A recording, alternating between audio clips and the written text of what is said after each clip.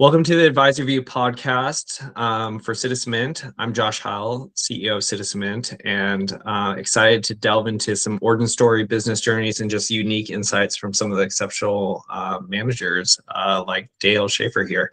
And maybe Dale, you can just talk about your firm, give us a quick background on how you started it, and your background just in general. Yeah. Thanks for having me on, Josh. Really appreciate it. So my firm is called Life Moves Wealth Management. We're based in Scottsdale, Arizona, and just celebrated our 4th birthday, which is a lot of fun. Congrats. Thank you. And I had 2 prior stops at a wirehouse and then at an independent, kind of middle of the road, a little more conservative broker dealer. And then about, again, 4 years ago, decided to launch out on my own. And that was really just kind of seeing a need to be able to do things for business owners and clients and marketing. And some people would rather have a video response. And sometimes, a big compliance department makes that difficult. And so I really just wanted to make the advice delivery easy with the right technology, with the advances that we have in a lot of the technology now that helps deliver that advice. And clients have responded very well to it, and we're continuing to grow every year. So that's the story.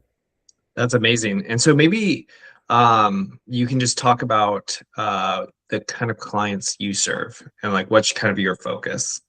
Yeah, so currently the primary focus is for business owners. I have a unique, maybe all advisors say their clients are unique, but I have a fair number of business owners who are very unique and very broad in their business types. And one of those business owners a couple of years ago, we sat down for breakfast. I thought it was just going to be like a casual catch up because that was our rhythm. And his question was how he could sell his business in the next year. And academically, I know how to do that. I know how to, think about the tax planning and the cash flow planning. And I know how to read a P&L, so I can help him do that. But I needed more information. So that client and a couple of others kind of pushed me into more of an exit planning specialty. And so I went out, took about 9 months to get educated and received a designation, wrote a valid exit plan that was peer reviewed and all that fun stuff. So really, really good quality work there. And so, currently have 2 clients who are in the process of exiting, and we're learning a lot along the way. But that's kind of the focus, is how do we take a business owner who is traditionally underserved by wealth managers because everyone's waiting for the transaction to occur so then they can manage money. Mm-hmm. How do we help them a couple of years before the transaction happens so that way they can prepare the business, prepare themselves, get an actual financial plan in place that moves as the expectations move throughout that exit process. And then when they're ready to complete the transaction and they find a buyer and everything works successfully, now we're just implementing the plan that we've already built. We're not starting from the post-transaction assets. And so that's been the focus primarily. And it's just been a real shift in the way that I think about delivering advice. And it's been a lot of fun. Yeah, no, that's amazing. And I mean, I know that can be incredibly valuable for these owners, especially when they think about like taxes and the specifics around taxes and how to reduce those on exit. So I can imagine that's a lot of conversations you're getting. So how are you finding your clients? So I've been very blessed, I would say, kind of from the start. My clients refer their friends. So it's very, very high referral. I don't do a lot of marketing. It is, I have been told, a slower way to grow, but it's from my perspective, a healthier way to grow. And it allows me some capacity to do really good work as more and more clients come in.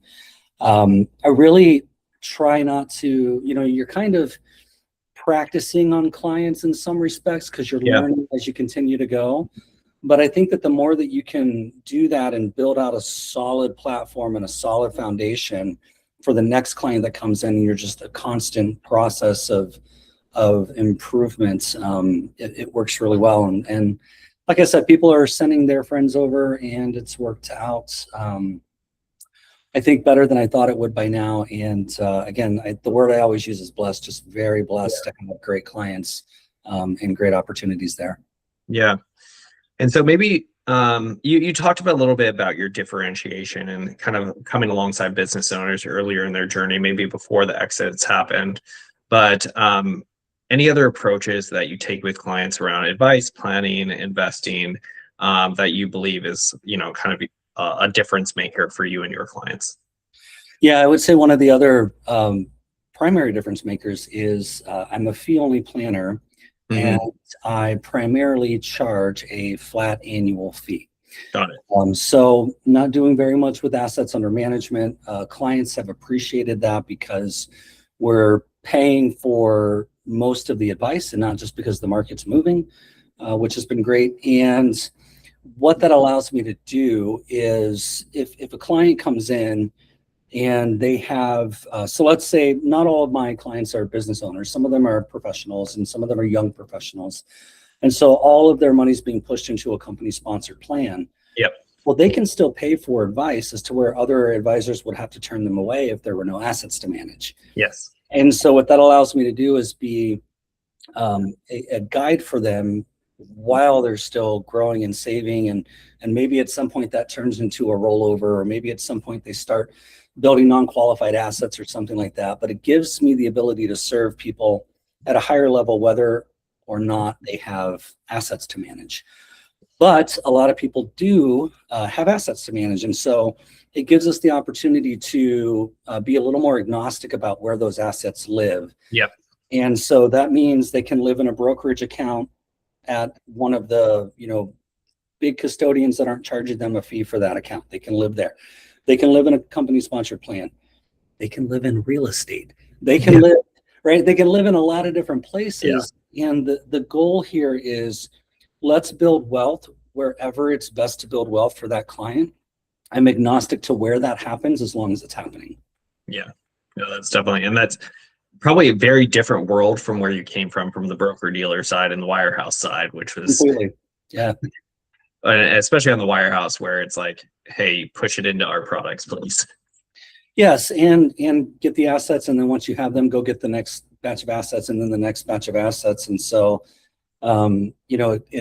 it's kind of like when I left the wirehouse world, I felt like it was, everybody that I was meeting had a number on their forehead. Yes. Right? My job was to find that number. And I think that the better way to do it is not let me go find the next pile of assets, because it's great to have assets under management. I mean, that's a metric that's industry wide, but it's even better to have client relationships that are paying ongoing fees for that advice. And it just works out really well. Yeah. What about where you see the traditional wealth management model falling short? Where do you think the biggest gaps are there? I think that's a tough question to answer because, maybe it's things like technology, and where that I think gets expressed is if you work for a very specific firm, that's your tech stack. Yeah. When you're an independent RIA, you can choose that. And so you can do and pull in different tools that do different things. I would say, there's still the mindset of having a broker, a stockbroker. Yeah. And that model definitely is not really, there's no value in being a stock selector there anymore, because, most big firms have their own internal CFAs that are doing that work. You can do that work on any of the AI, LLM tools that you want, which pick your favorite one. It can build you a stock portfolio of whatever you want. A lot of us have tools like Y charts that can build a really good stock portfolio, and it has its own little AI tools to help you do that. And so I think the ability to make the recommendation is still very important. I think being, somebody who calls somebody and say, hey, we should sell this and buy this, right? Actively, I think that maybe is dying back a little bit, but I could be wrong. That could just be my bias speaking as well. But I think where it falls short is there's a lot of people who don't know that they can get access to advice until it's a little further down in their career. Yeah. And I think just like anything else, the best day to plant a tree was 20 years ago, and the second best day is today. Yeah. And so as long as people can get started wherever they are and they have a pathway to get good financial advice along the way, I think that's going to lead to better outcomes for people, because I don't know what retirement looks like anymore for anybody. They often don't know either. It's kind of getting harder and harder to see 10, 20, 30 years down the road. Sometimes it's hard to see 12 months down the road for some people. And so if you can start there and deliver real-time advice for whatever they're going through, and knowing that your plan's built with the flexibility to make those adjustments, literally, that's why my firm is called Life Moves Wealth, Yeah. because like it's always in motion, and you Yeah. have to be able to make those adjustments and change things and alter the course to get to some destination that may not be where you thought it was, a year ago. That destination may have moved. And so that's, I think, where we fall short, is just getting to people soon enough. Yeah. Yeah, definitely. And I guess you mentioned a couple of these things, like type of clients served is usually like entrepreneurs, and maybe people earlier in their career. Anybody else that kind of falls into that demographic of where you're seeing interest? Yeah, I think C-suite professionals are always great people to help, because they have a lot of things coming their way. They have RSUs, they have grants, they have options that are exercising, they have tax implications, they have higher salaries. There's a lot of things that move around for them, especially, that takes some really good focused and kind of complex planning to help them do those things correctly, because the having a lot of money sometimes can be a big problem for Yeah. some people. And so it's a great problem to have if you have the things in place to make that work to your benefit, and not have it get pulled away by inefficiency in taxes and cash flow just because you don't have the information. Yeah. Yeah. What about portfolios and how you think about, get the guidance you're giving to your clients on structuring their portfolio versus maybe the traditional 60/40 model? Yeah, the 60/40 model has been really tough over the past probably 10 years, just because of the way the bond market's been behaving. But I think the thing now is that there's no certainty in any part of the market. Yeah. There's no consistency in leadership of the market. So the way that I was trained, and the way that I still continue now, is I don't know what's going to win this year or next year, and that may change even 2 months from now. So I want to own as many important parts of the market as possible. We Mhm. want to be smart about where we put money into the market, right? So we don't want to chase shiny objects, because shiny objects become, rather dull over time. And so as fast as they go up, they come right back down. And so I'm looking to build something that's going to move and respond with the market, control some volatility, as we all should. But if I can smooth out the ride, then that's the goal. If we can still get a good risk adjusted return that's not unreasonable or drastically underperforming whatever benchmark we're setting, I think that's probably the key. So I'm looking to build things they're relatively boring. I'm, a bit of a believer in the Buffett and the Benjamin Graham school of thought, where things should be boring. It should, Yeah. Charlie Munger said, it should be like watching grass clippings grow. Yeah.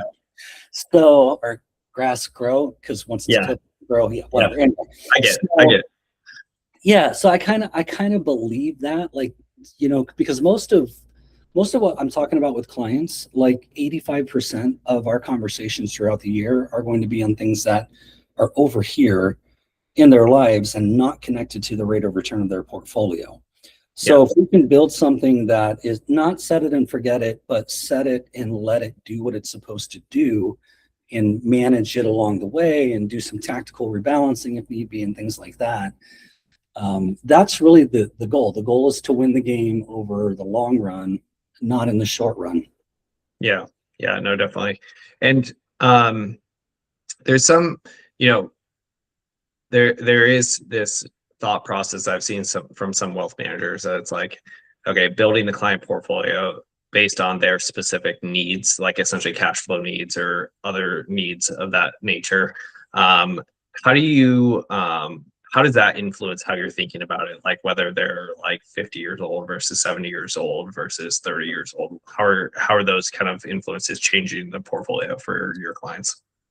Yeah, I think the old maximum that the younger you are, the more you can afford to take risks. And so, younger clients are definitely, I would say most. I do have some younger clients who are quite risk averse, which is always interesting to me. So I have to do a lot of, you know, coaching and to get them to see that, if you're too conservative too early on, it doesn't turn out well long Yeah. term. So obviously younger people can afford to take a little more risks, and so we do. A lot of people, if they have big expenditures coming up, we're working on a cash plan for how to provide for that.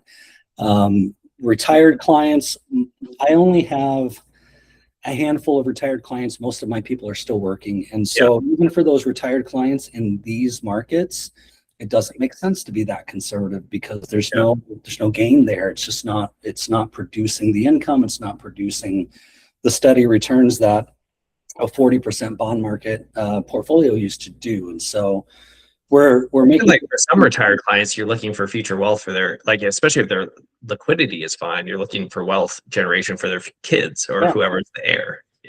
yeah. Yeah, and then even if they are in some sort of periodic distribution cycle, I really want the market to pay for as much of that distribution as possible. And so if we can keep a steady line on the portfolio, still produce a rate of return, still provide for the income that they need, we're winning, right? And that's the goal. From and maybe this goes a little bit to your exit planning, but like in general, like concentrated positions within the client portfolio, whether it's stock or they own a business, like how do you build around that and make sure that they're kind of like also being diversified and reducing that without taking as much of a tax hit? I know it's difficult.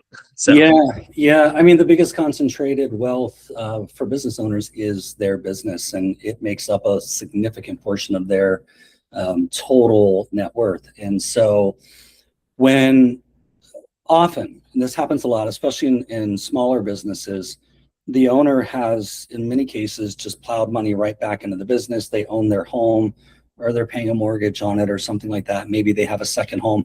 I find that a lot of them spend money, right? So their business generates income and it's not necessarily building wealth, because it's hard to do both of those things at the same time. yeah.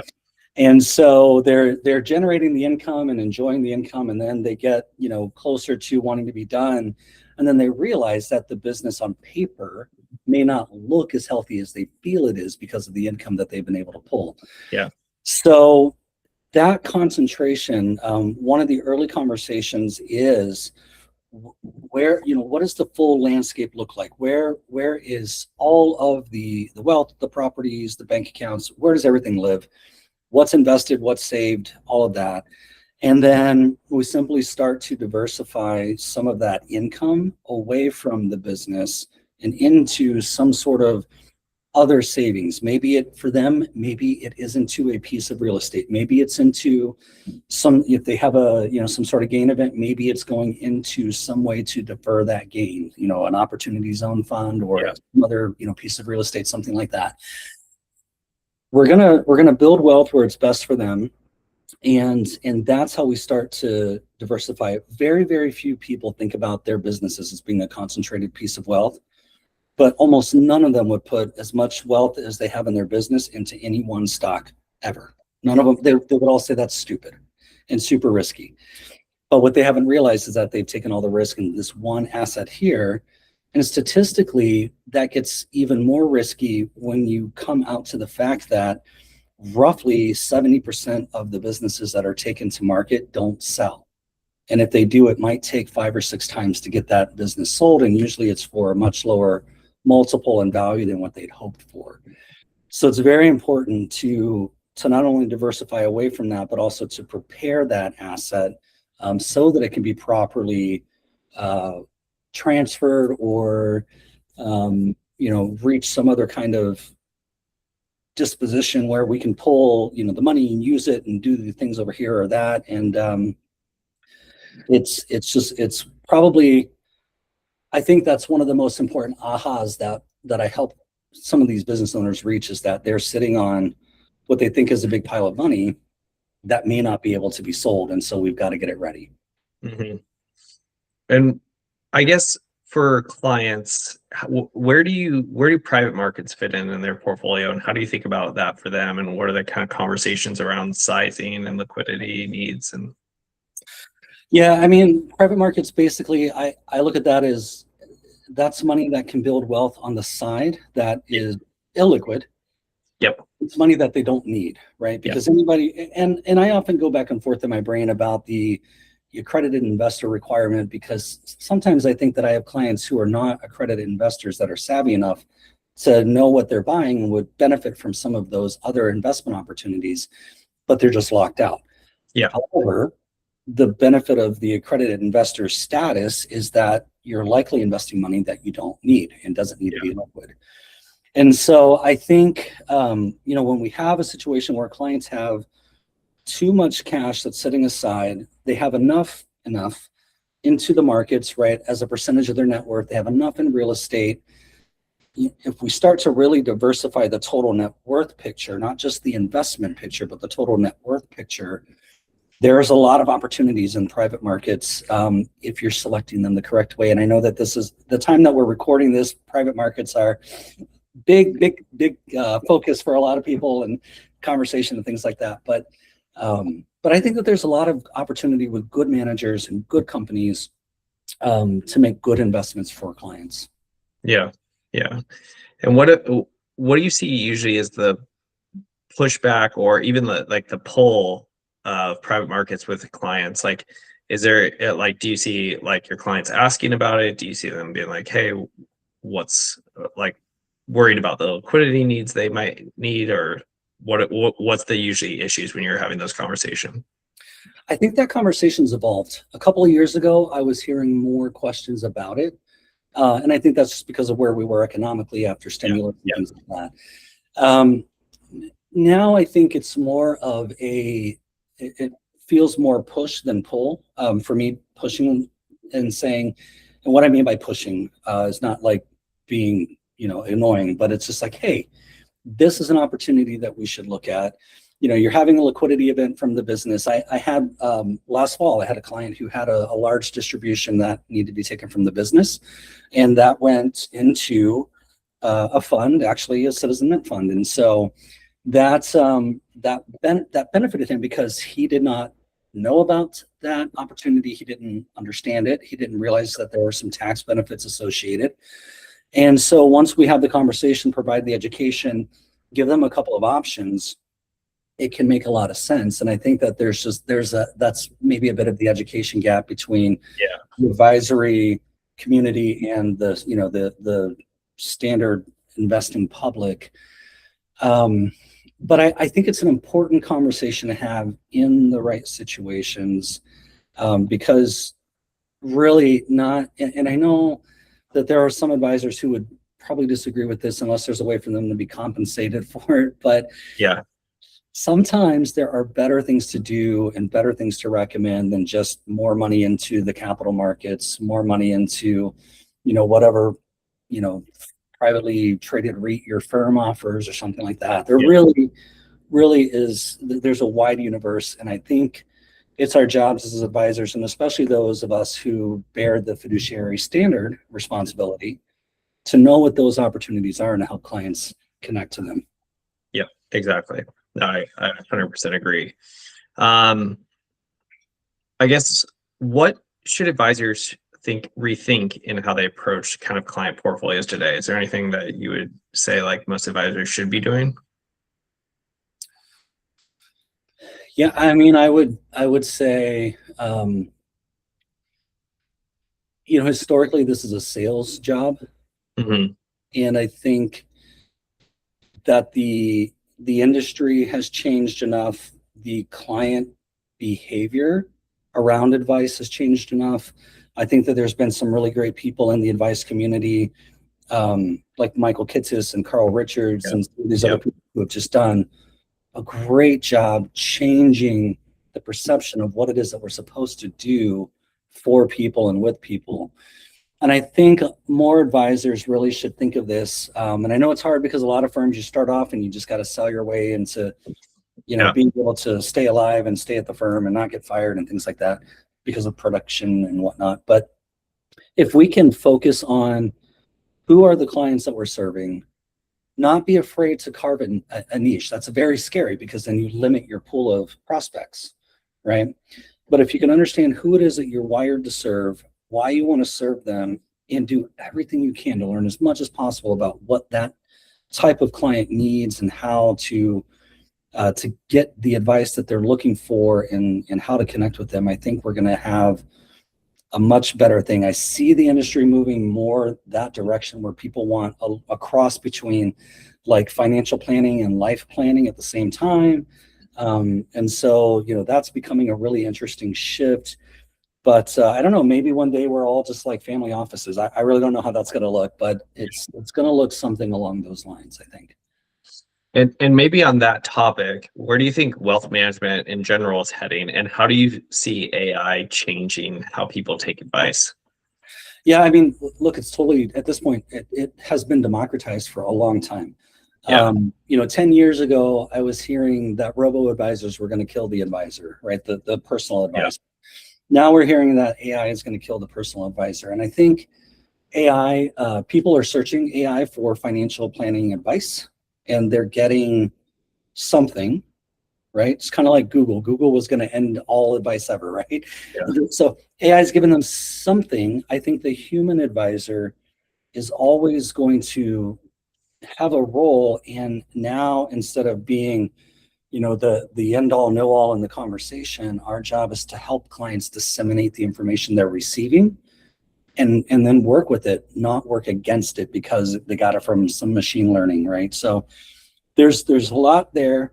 We still have a role. We still have the human. I mean, until these things become totally sentient, right? I don't know what that's going to look like. We've seen all the Hollywood movies about Yeah. what happens, right? But I think that there's still the brain, the emotion, the attachment, the empathy, right? All of these things matter in that relationship. And so again, taking the information that clients are receiving, helping them think through it, and then helping them make a good decision around it. I think that's the role of the advisor, even in the AI age. Mm-hmm. And what do you think is the biggest opportunity, either for wealth management or for you personally, over the next 3 to 5 years? We've been talking about this great wealth transfer for 20 years, right? Yeah. And I think that's just going to kind of continue to go along.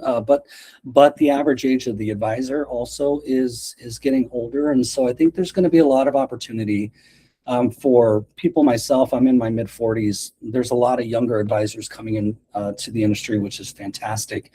And I think there's going to be a lot of opportunity to build teams that serve people at a very high level, and it's going to shift the advice delivery model. It's going to shift the investment landscape quite a bit. Right now, a lot of these things are supported ETFs and otherwise because mutual funds, because of the mass amounts that's sitting in 401ks and company sponsored plans and institutional funds and things like that. And I think that's going to continue to kind of shift a little bit as some of these people retire out and go into distribution phase. And so I think the markets are going to continue to be more evolving and more complex. And there's a lot of opportunity there for people who want to think through that and actually serve people and not just be a salesperson. Yeah, no, definitely. Okay. So to end it here, and here's a little bit of off the wall question, but what's one thing that people don't know about you, or a hobby that you love? Well, I don't know. I'm not a terribly private person, so I think my clients know a lot about me, and in the public. I would say maybe like the quietest thing that I do or have is a couple of years ago, I through my Rotary Club was touring a Boys and Girls Club, and they said that their gym floor hadn't been refinished in like 20 something years. And anybody who's ever bounced a basketball knows that that's not good. Yeah. And so we put together a basketball game to raise money for that gym floor replacement, and we did. And 2 years ago, that turned into its own nonprofit that now I run just to play that basketball game.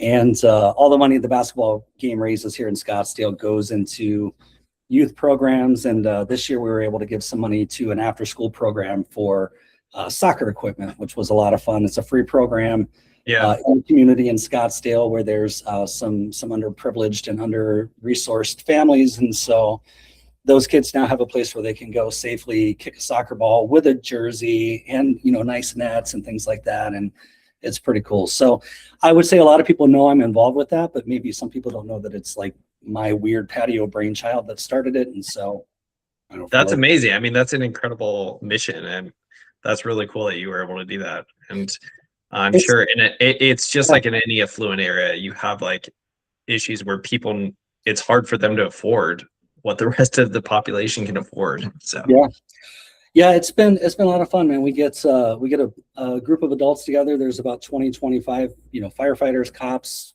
industry leaders, nonprofit leaders, government leaders in the city. And we all get together and try not to get injured and play a really fun basketball game and raise a little bit of money, and it goes back to the kids. So it's a lot of fun. That's awesome. Well, thank you so much, Dale, for your time, and really appreciate all the discussion. And I know you're doing well by your clients. And just thank you so much again. Yeah, thank you, Josh. Appreciate it.